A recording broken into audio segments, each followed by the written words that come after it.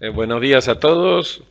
Muchas gracias por haberse conectado. Estamos hoy en una videoconferencia récord del estudio en el sentido de que de la cantidad de inscriptos, donde se han unido tanto los inscriptos eh, que se inscribieron específicamente para esta videoconferencia como nuestros abonados habituales.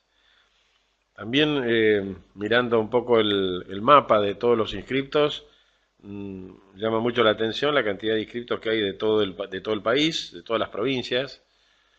Eh, los que tenemos mayor precisión tenemos desde Tierra del Fuego, Santa Cruz, La Pampa, en varias ciudades importantes de la provincia de Buenos Aires, Córdoba, Chaco, Santiago del Estero, Salto, tenemos Orán, Jujuy, San Juan, y también tenemos conexiones con nuestros países limítrofes, Chile, Paraguay, Uruguay, Perú, Ecuador, Brasil y Colombia, y con un centro de difusión que hay en Centroamérica y además México y Panamá. Así que realmente muy sorprendidos por la cantidad de inscriptos en el mes de febrero, pero bueno, está claro que el escenario se ha recalentado antes de tiempo y las paritarias y el conflicto de la CGT disidente con el gobierno se ha acelerado.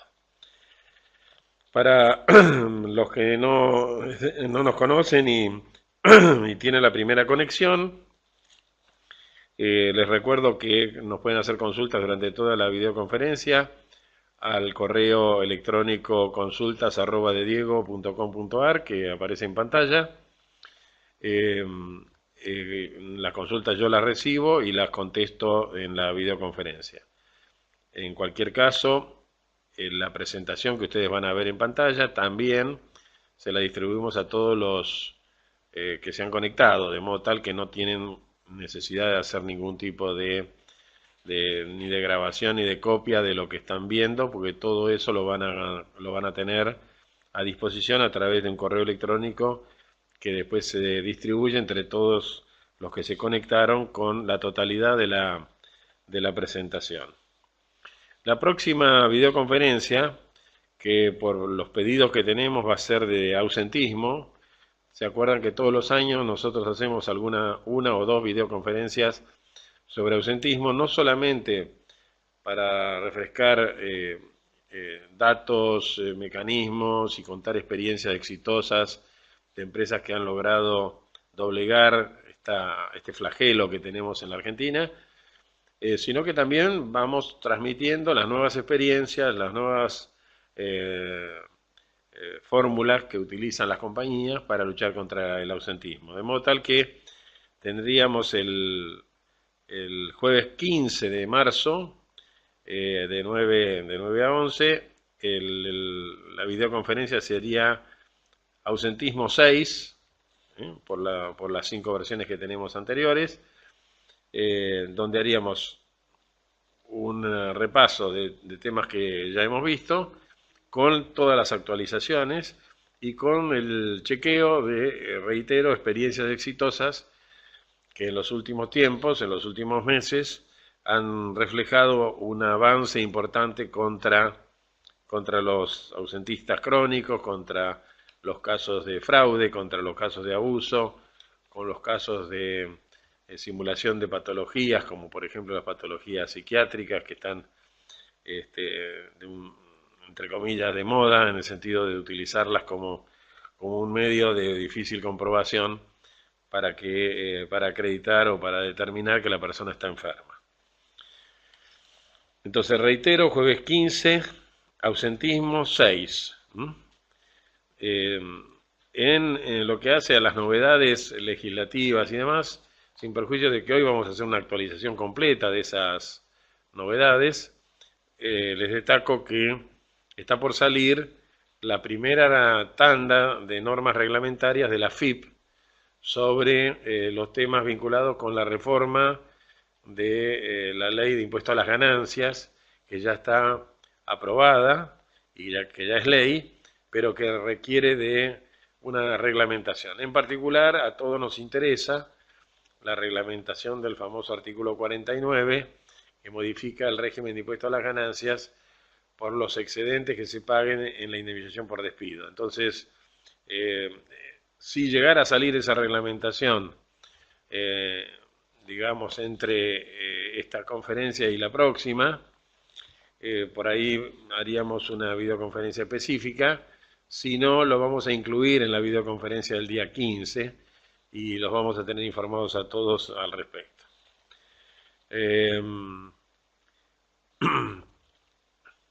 Bueno, estos son todos los avisos habituales. Les reitero, cualquier duda me van mandando la consulta por escrito. La respuesta, por supuesto, es anónima.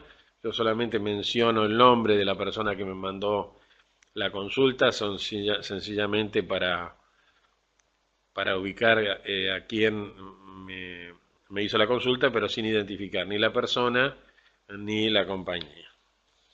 Vamos a al primer slide. Este es un tema que tiene dos facetas, una que está relacionada con los efectos de la reforma previsional, fiscal y laboral de tipo general, que está vinculado con los temas laborales, y una segunda faceta que está ligada a los efectos de esa reforma laboral, previsional y fiscal dentro de las compañías. Como ustedes saben, la reforma laboral, el paquete grande de la reforma laboral, que hoy vamos a repasar de igual, no fue debatido en el Parlamento, pero fueron incorporadas en las otras normas que se introdujeron en la legislación, fueron incorporadas reformas laborales. Por ejemplo, la desvinculación de la persona que en condiciones de jubilarse ahora solamente se la puede intimar a partir de los 70 años. También es un tema que vamos a ver. Vamos entonces en primer lugar a la reforma previsional.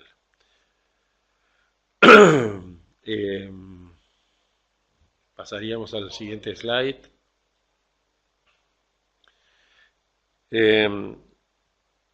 Esta ley 27426 modifica el régimen jubilatorio. Todos sabemos la oleada de críticas que ha recibido el gobierno por esta modificación, y todos sabemos que una parte de los dineros que hasta ahora iban con destino a los jubilados, pensionados y a los planes sociales, ahora va a ser destinado a financiar obras en el interior del país, sobre todo en las provincias más demandantes, y ese dinero se va a extraer del sistema previsional.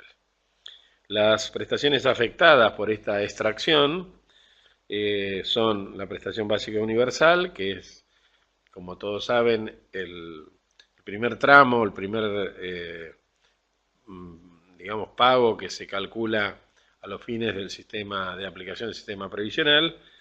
La prestación compensatoria, que es aquella que corresponde al cálculo de la antigüedad de la persona al 1,5% por cada año de prestación de servicio con aportes al sistema. La pensión, bueno, el retiro por invalidez, que se da para todo afiliado al sistema, generalmente activo, que sufre un accidente o una enfermedad que lo priva de más de 2/3 de su capacidad laborativa, y en ese caso se le otorga la pensión por invalidez. Pensión por invalidez que en la Argentina se está revisando porque en el gobierno anterior se aplicaron muchísimos casos de retiros por invalidez fraudulentos. Entonces hay un proceso, esto es un proceso que está en revisión. La pensión por fallecimiento, que es la que corresponde a los pensionados previstos en la ley cuando muere el titular. Después tenemos la prestación adicional por permanencia, que es lo mismo que la prestación compensatoria, dependiendo de la época que la persona se jubila, y la prestación por edad avanzada, que es cuando uno llega a los 75 años sin ningún beneficio previsional, y el régimen le da una jubilación mínima bajo ciertas condiciones. Todas estas prestaciones quedan afectadas Vamos a la segundo slide para ver cuál es la metodología que adopta la ley para cambiar eh, la prestación y para disminuir el pago de los beneficios jubilatorios y de los planes sociales. Por lo pronto, como ustedes ven en el cuadro en la parte superior, la fórmula para hacer la actualización del haber respecto de la inflación, que antes tenía dos porciones del 50%, ahora está dividida un 70% en lo que hace al IPC del INDEC y un 30% al RIPTE, que se acuerdan es el promedio de las remuneraciones que figuran en el ANSES de los trabajadores estables. Al haber cambiado la composición de estos dos elementos, se produce una detracción de la jubilación porque desde el mes de octubre que se debió haber hecho la jubilación, la actualización, no hay ningún ajuste hasta que llega el mes de marzo, y cuando llegue el mes de marzo se estima que la primera corrección va a ser de un 5%, cuando si uno sumara la prestación de octubre del año pasado más la que corresponde al primer cuatrimestre, hubiera sido superior. Entonces, para atenuar los efectos de esta retracción, el gobierno inventó, a través de un decreto, el pago de un monto fijo para las jubilaciones más bajas. Entonces, toda jubilación que esté por debajo de los 10.000 pesos va a cobrar una suma única de 750 pesos. Para las leyes especiales va a haber un pago único de 375. Para la asignación por hijo 400 y para la pensión no contributiva por vejez e invalidez 375. El haber mínimo va a ser el 82% móvil del salario mínimo vital y móvil, que a su vez el gobierno ha tomado la iniciativa también de detraerlo. En la política social de la era K, del gobierno anterior, el salario mínimo vital y móvil creció más que la inflación, con lo cual generaba un impulso sobre los aumentos salariales más bajos, tratando de fomentar una redistribución del ingreso, favoreciendo más a los ingresos más bajos que a los ingresos medios y los ingresos superiores. Ahora el gobierno ha decidido mantener el salario mínimo igual o por debajo de la inflación. Y de hecho, en este momento, a partir de enero del 2018 está en 9.500 pesos y a partir del 1 de julio del 2018 va a estar en 10.000. El haber mínimo va a ser el 82% de estos montos. Así que va a haber un mecanismo de actualización de los haberes mínimos garantizados sobre esta base. En los tres cuadros que vamos a ver a continuación, tenemos el comparativo. Vamos a la reforma fiscal ahora con cuanto a los recursos de la seguridad social. El principio general que hay en este nuevo capítulo tiene que ver con que en las remuneraciones vinculadas con la seguridad social, el empleador va a poder restar la suma de 12.000 pesos más su actualización. Ahora van a ver por qué estoy hablando de la actualización del IPC del INDEC,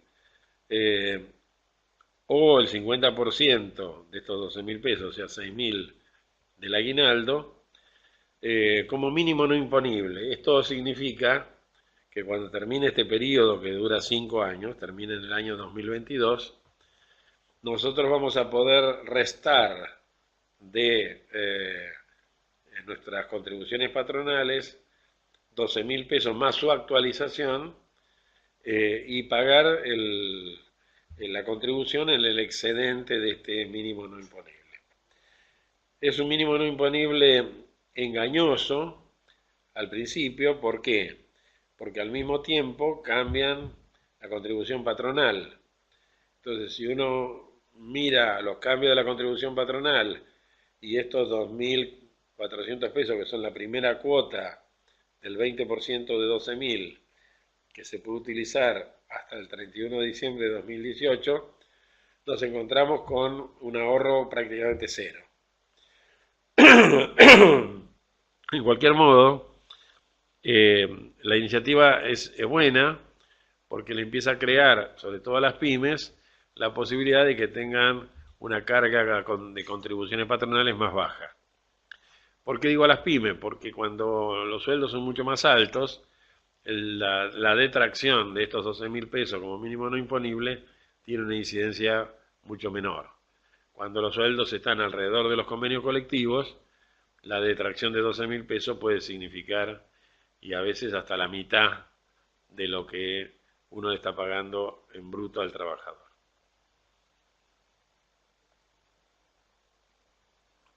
Así que en este cuadro, que ustedes ven al pie de este slide, tienen cómo se aplica la detracción de estos 12.000 pesos entre los años 2018 y 2022. En el slide que sigue tenemos cómo se modifica la contribución patronal. ¿Se acuerdan que hay dos alícuotas, el 17 y el 21? Para los que tienen el 21 se transforma en 20,70 y va bajando hasta 19,50. Para los que tienen el 17 va subiendo hasta llegar a 19,50. Esto es a partir del devengado del mes de febrero, así que todas estas cuentas hay que empezar a aplicarlas en este mes. Devengado de febrero quiere decir, con la liquidación de fin de febrero ya deberíamos haber utilizado estos dos mecanismos. El de la aplicación del primer tramo del monto no imponible, que son 2.400 pesos, y del primer tramo que corresponde al año 2018, de cómo serían las contribuciones patronales en porcentaje, 20,70 y 17,50. Estos cuadros, como ustedes ven, simplifican mucho el cuestionamiento de estos temas y su aplicación, así que por eso creo que son muy útiles, muy gráficos para tenerlos.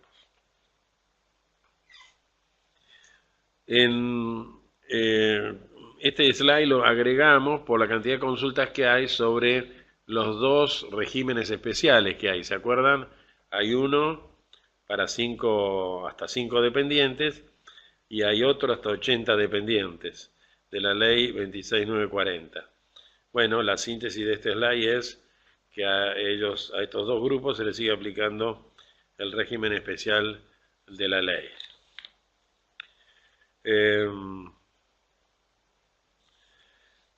Otra aclaración que tiene que ver mucho con temas estrictamente fiscales es la que tenemos con respecto a los créditos fiscales generados con la cuenta de IVA. Y en el decreto 814-01, que es la norma reglamentaria que estamos en este momento comentando en cuanto a la determinación de los distintos porcentajes, se deroga todo lo que tenga que ver con el pago a cuenta del impuesto al valor agregado, del IVA. Sin embargo, como esto va a ir disminuyendo gradualmente hasta eliminarse por completo, va a haber una escala que se aplica a partir de febrero, desde los años 2019 a 2022, de acuerdo a los porcentajes de extensión. Así que recuerden, el crédito sobre IVA se eliminó, pero va a haber una fórmula para ir detrayéndolo en forma gradual. Hasta acá vimos reforma previsional y reforma fiscal dirigida a temas que están afectando directamente los temas de incidencia en materia laboral. En el DNU 27/2018, tan cuestionado por la oposición, todos los días salen los diarios que se avanza o que se retrocede. Hoy salió en varios diarios que parece que finalmente se puede destrabar la aplicación de todo este mega decreto de necesidad de urgencia, que en lo que hace a los temas laborales trae por lo menos tres temas que nos pueden preocupar. El primero es que se avanza mucho en el tema de la firma digital.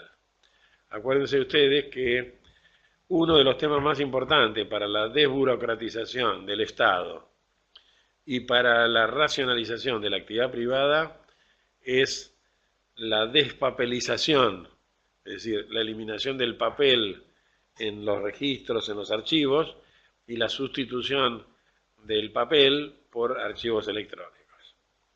Esta despapelización, en Estados Unidos, en Inglaterra se la llama paperless.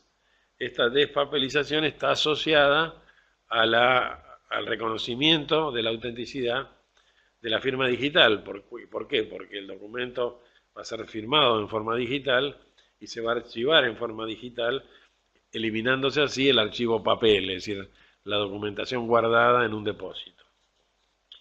Así que esta es una pauta, un principio loable, lo que sí obliga a las empresas a acelerar este proceso de ir preparando los programas para digitalizar todos los sistemas y salir del proceso en el cual se utilizan fundamentalmente documentos, se utilizan papeles. El segundo tema que trata el DNU es el REPSAL. ¿Se acuerdan que el REPSAL es este sistema de registro público de empleadores que están sancionados por el trabajo no registrado o por haber creado anomalías para evadir las responsabilidades laborales, previsionales y fiscales? Este REPSAL se ha convertido en un drama para muchas empresas, entonces en alguna medida lo que ha hecho el decreto es simplificar y automatizar y reducir los plazos para que el daño no sea tan grande y para que la empresa esté en condiciones, una vez que regularizó la situación, de volver a la normalidad. Así que segundo capítulo de modificaciones, lo del REPSAL. Y el tercero, muy cuestionado por la CGT, tiene que ver con el acceso al crédito. Bueno, ahí nos están llegando muchísimas consultas, en realidad acabo de recibir creo que unas 20 consultas. Así que las voy a ir tratando de clasificar y de paso amenizamos un poco porque estos temas son bastante densos y pesados. Ni bien conteste alguna de estas preguntas, vamos a seguir con el acceso al crédito, que es un tema que está ligado a la embargabilidad de los salarios cuando el trabajador está endeudado y se puede hacer un embargo en la cuenta bancaria en forma directa conforme a esta reforma, cosa que ha sido muy criticado porque además subsiste la cuota de embargabilidad prevista para cobrar una deuda común según la ley de contrato de trabajo. Bueno, a ver, sobre el trabajador jubilado que reingresa, Miguel Ángel nos pregunta: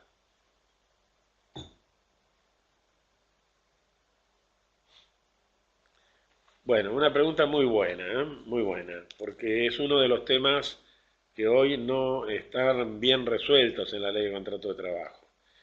Eh, ¿qué dice Miguel Ángel? Que cuando yo le transformo, una persona se jubila y sigue trabajando, su antigüedad se transforma en cero. Y entonces me pregunta, ¿para todos los efectos o para las vacaciones también? Bueno, las posiciones ahí son muy discrepantes porque realmente es un tema no resuelto por la ley. ¿Qué ocurre con las vacaciones?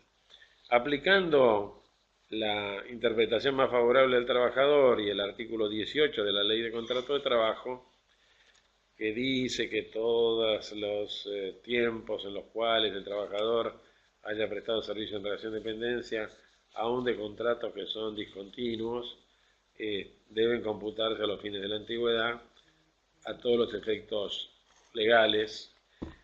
A pesar de que tenemos ese artículo 18, Hay quienes sostienen que estas vacaciones deben regirse por la antigüedad de la persona, y si la antigüedad de la persona es cero por efecto de la jubilación, debería volver a 14 días de vacaciones, cuando de pronto por su antigüedad tendría, por ejemplo, 35.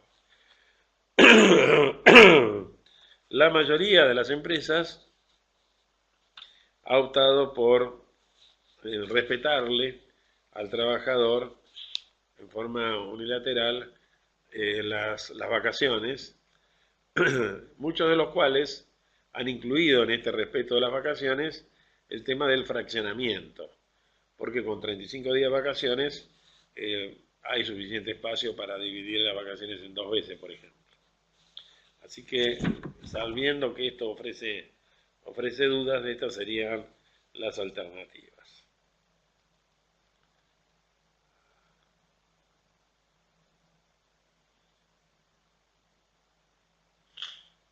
Bueno, muy interesante lo que nos pregunta Florencia. Dice, los casos del artículo 47, o sea, esto de la indemnización por despido, el pago en exceso de la indemnización y la imposición del impuesto a las ganancias que fija la ley en la reforma. ¿Qué sucede en los casos de retiro voluntarios, en los que además de abonar el equivalente de la indemnización del 245, se abona otra indemnización, como es el caso de la maternidad?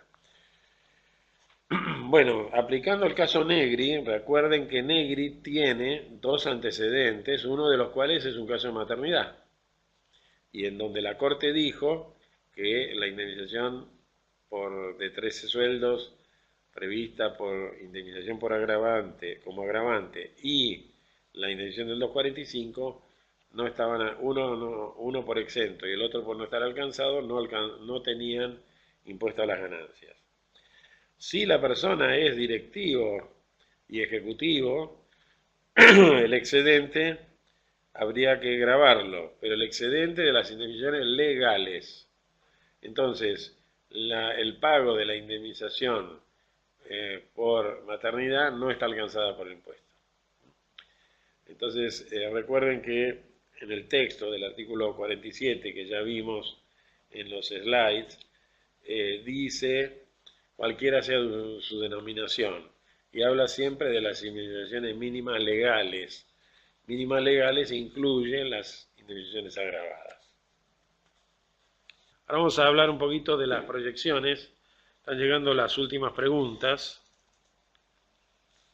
Las voy a contestar porque son de temas anteriores, y después vamos a las proyecciones y al paro de hoy. Vamos a hacer un poquito de futurología, porque la medida de fuerza está convocada para el mediodía, y por la información que nosotros tenemos, salvo algunas dificultades para circular, la mayoría de las empresas está trabajando normalmente, con algunas restricciones, algunas medidas en materia de transporte, por lo que es la circulación, sobre todo en el centro, pero nosotros en nuestro paneo de primera hora hablamos con muchas compañías que están trabajando de forma totalmente normal y habitual, y esperan que el acto permita una desconcentración rápida y no haya mayores consecuencias. Bueno, preguntas. María Laura me pregunta si el artículo 47 de la ley de impuesto a la ganancia se habla de montos indemnizatorios mínimos, o a qué mínimo se refiere. Sí, es una buena pregunta. Hay muchos términos de este artículo que ofrecen dudas y generan ambigüedad, ¿no? Por lo menos generan 2 interpretaciones. Nosotros interpretamos que lo que quiso hacer el artículo 47 es ceñirse a lo que dice el artículo 20, inciso I, que dice que está exento del impuesto a las ganancias la indemnización por despido legal. Entonces, en coincidencia con ese 20, inciso I, lo que está diciendo el 47 es: ratifico que lo único que está exento es lo que dice el artículo 245. Después vienen todas las dudas. ¿Bisotti viene o no? Bueno, hay una resolución de la AFIP que dice que Bisotti también está exento. La otra duda, ¿qué ocurre si la indemnización por despido es pactada en un seclo o en una audiencia en tribunales o ante un juez y establece un monto para hacer el cálculo que no se compadece exactamente con el cálculo de la base prevista en el artículo 45. Bueno, todas esas dudas obviamente generan alguna confusión, pero yo creo que el espíritu de lo que escribió el legislador en el 47 es muy sencillo. Lo que buscamos es que haya coincidencia entre el 245 exento del impuesto a las ganancias en el 20 inciso I de la ley y este nuevo artículo sobre cuarta categoría del impuesto. Dice después en un punto 2, María Laura, que la reforma fiscal, si tiene algún requisito, el de traer esto de 2.400 pesos para que supere la base mínima. Depende, por ejemplo, de la remuneración del trabajador. No, en el texto legal no hay ningún requisito, pero es altamente probable, y María Laura ha tenido en ese sentido sensibilidad, de que la reglamentación se expida sobre estos temas, haciendo aclaraciones. Pero hoy por hoy en la ley no hay mayores requisitos que simplemente utilizar este monto que se va incrementando todos los años y que se ajusta por el IPC del INDEC todos los años. Este monto va a ser un monto no imponible. Y después Carlos nos pregunta,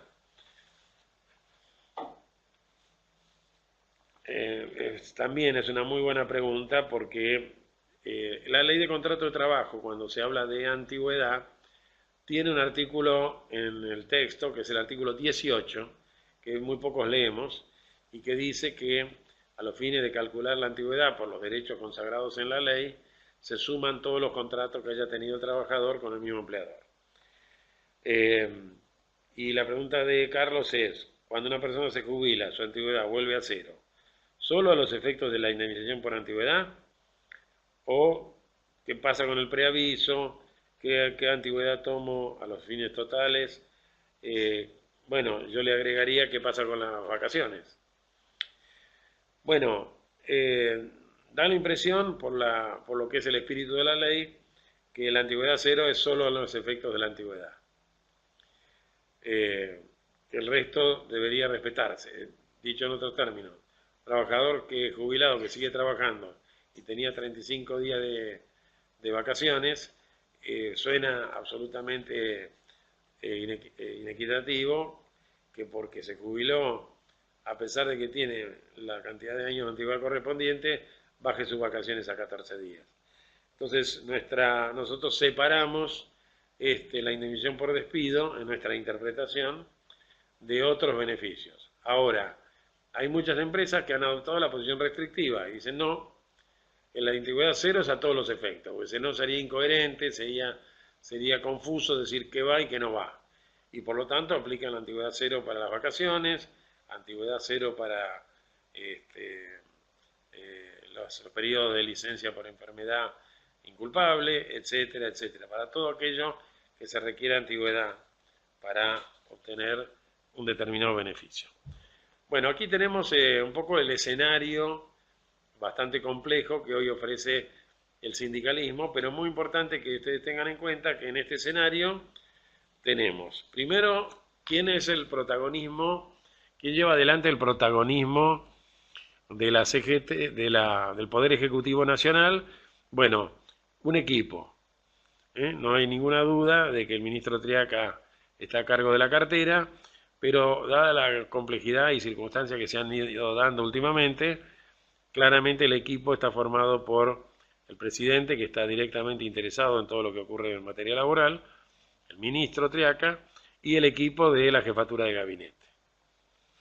En la línea, digamos, no dialoguista, opositora, tenemos a la izquierda a Moyano, con Facundo y Pablo, y Hugo, con los tres hijos, haciendo la aclaración de que Facundo ha hecho últimamente declaraciones en el sentido que ya no está en línea con las cosas que piensa su padre. Y otra ruptura que se ha producido, además dentro de la CGT, que ahora vamos a explicar, es la ruptura de la CAT. La CAT que es Confederación Argentina de Trabajadores de Transporte, había reunido a todas las entidades que tienen que ver con el transporte. Y ahí, bueno, empezó a diluirse. Nos enteramos la semana pasada que Omar Maturano ya se fue de la CAT, o por lo menos si no se fue, no adhiere a la medida de fuerza del día de hoy.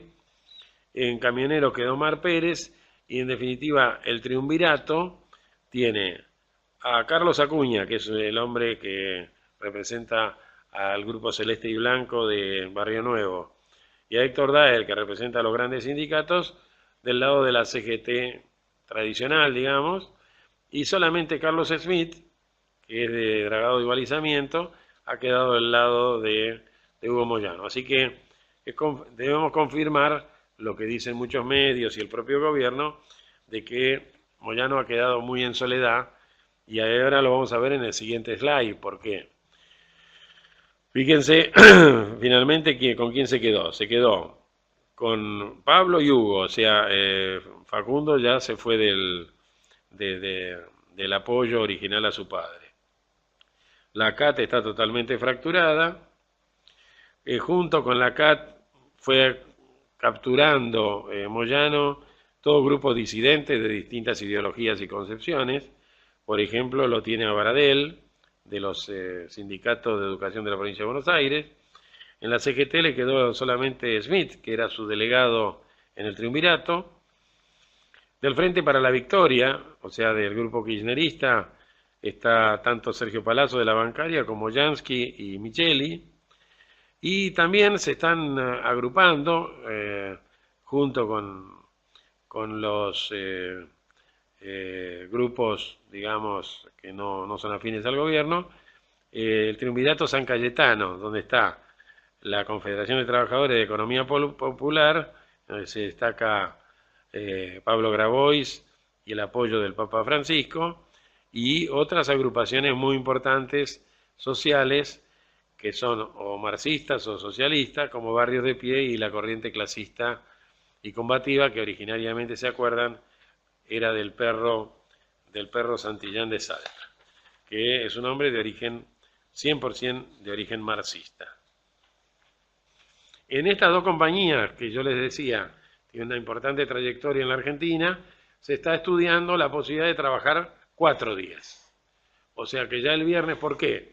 Porque el viernes, al trabajar esas 3 horas, o esas 2 horas y media, o esas, pongámosle 4 horas del viernes, tiene un costo muy alto desde el punto de vista operativo y no redituable. Además de que genera todo lo que significa los gastos fijos de la administración en cuanto a servicios generales, tarifas, etc. Entonces, ¿hacia dónde vamos? Y vamos hacia un sistema de trabajo donde la automación y las nuevas tecnologías están achicando el marco de la extensión de la jornada, porque sencillamente no se necesita, porque sencillamente hay alguien o hay algo que reemplaza el sistema. Cuando yo hice por primera vez un pedido de delivery desde un supermercado, hace unos años atrás, lo que había era un número telefónico sin cargo, en donde uno llamaba, hacía el pedido y lo atendía una persona, el pedido se lo armaban, uno daba los datos de la tarjeta de crédito y con eso terminaba recibiendo la mercadería en su casa. Hoy ya todo lo que tenga que ver con delivery es un sistema, es una aplicación en la computadora en donde uno carga la información y a su vez el propio programa de donde uno llama le dice cuáles son sus productos habituales, en dónde hay ofertas, le ofrece ampliar la gama de pedidos, etcétera. Toda una especie de reciclado que proviene de algoritmos cargados en el sistema.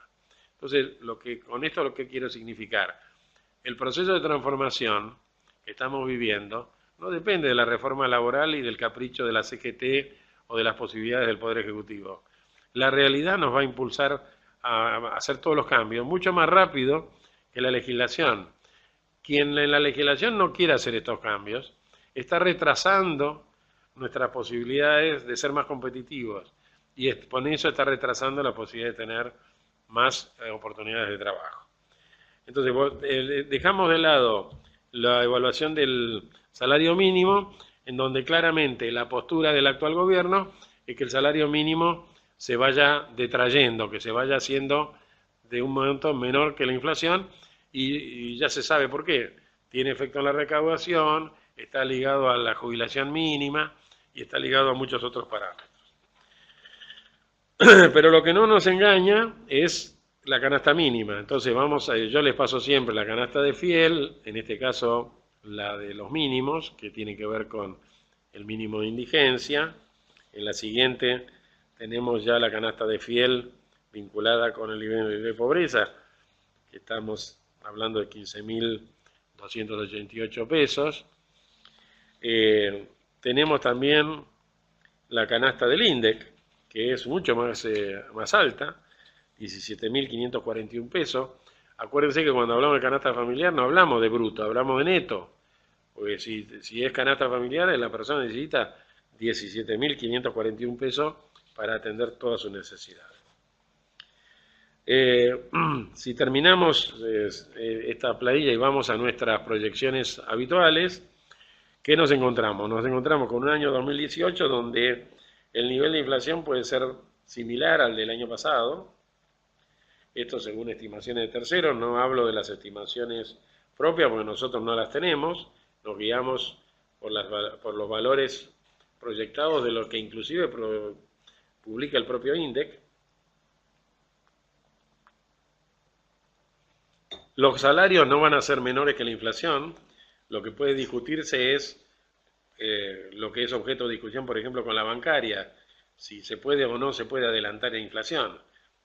Uno, si fuera socialmente responsable, debería acompañar los aumentos con la inflación, pero no adelantarla para no producir un efecto inflacionario con el propio salario. Pero en definitiva, nuestro pronóstico es que la mayoría de los sueldos se van a tratar de pactar entre 15 y 16, nosotros pensamos hasta máximo un 20% en el primer semestre, con cláusula gatillo o con cláusula de reconversión o de revisión cuando se supere la inflación. Hay dos sistemas, uno es el sistema Cavalieri, que fijó 2 meses el año pasado en particular para hacer la evaluación y terminó pactando un aumento salarial del 26%, a 1,5 puntos más que la inflación. Otro es el sistema automático, donde yo comparo directamente el aumento que di con la diferencia del INDEC y pago la diferencia. Y la tercera versión, que es la de bancarios, que parece inviable, es que todos esos ajustes que se hagan por el año en curso sean retroactivos al 1 de enero, lo cual vuelve a potenciar la inflación. En definitiva, lo que quiero significar es la mayoría de los sindicatos más grandes están asociados a la responsabilidad de acompañar al gobierno en esta lucha contra la inflación, pero no cabe ninguna duda que sea por cláusula de ajuste, sea por cláusula gatillo, todo el mundo va a tratar de que se pague el nivel de inflación que corresponde al año. Bueno, les agradezco mucho a todos que se hayan conectado. Yo creo que, a ver si me queda alguna pregunta por aquí suelta.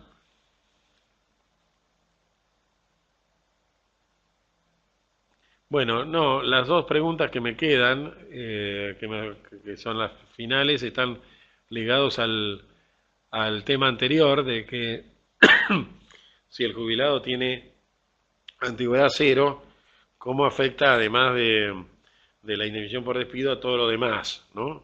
O sea, a las vacaciones, como vimos, es un tema que va a ofrecer debate y es opinable y va a haber que tener alguna búsqueda de esclarecimiento que si no sale por vía reglamentaria, saldrá por vía de la jurisprudencia.